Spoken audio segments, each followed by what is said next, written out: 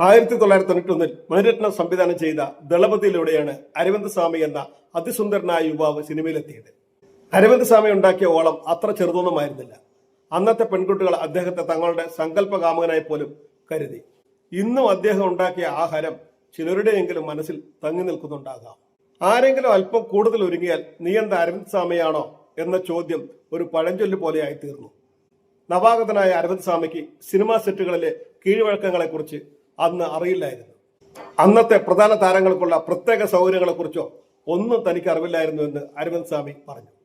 ദളപതിയുടെ ഷൂട്ടിങ്ങിനിടെ നടന്ന അവിസ്മരണീയമായ ഒരു രംഗം പങ്കുവെക്കുകയാണ് അരവിന്ദ് സ്വാമി.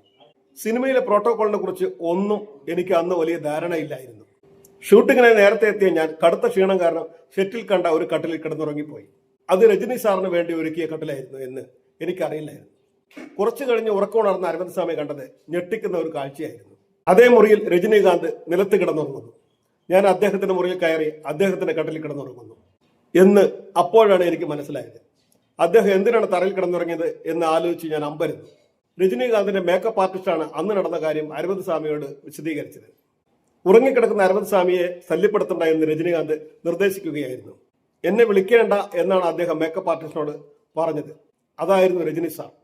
ഈ ഒരു സംഭവത്തിൽ നിന്നും ഒരുപാട് കാര്യങ്ങൾ എനിക്ക് പഠിക്കാനുണ്ടെന്നും അരവിന്ദ് സ്വാമി പറഞ്ഞു. പുതുതായി വന്ന ആളല്ലേ, അവനെ എഴുന്നേൽപ്പിക്കുമെന്ന് അദ്ദേഹം ചിന്തിച്ചില്ല. മറ്റൊരാളുടെ ഉറക്കം കെടുത്താൻ പാടില്ല എന്ന് അദ്ദേഹത്തിന്റെ ആ വലിയ മനസ്സ് നമുക്ക് വലിയൊരു പാഠമാണ്. ഒപ്പം തറയിൽ കിടന്നുറങ്ങാൻ മടിയില്ലാത്ത അദ്ദേഹത്തിന്റെ വ്യക്തിത്വം എന്നെ അത്ഭുതപ്പെടുത്തി കളഞ്ഞു. രജനീകാന്ത്, മമ്മൂട്ടി, അരവിന്ദ് സ്വാമി എന്നിവർ തകർപ്പൻ പ്രകടനം കാഴ്ചവെച്ച ദളപതി ക്ലാസിക് ചിത്രങ്ങളിൽ ക്ലാസിക്കായി ഇന്നും തുടരുന്നു.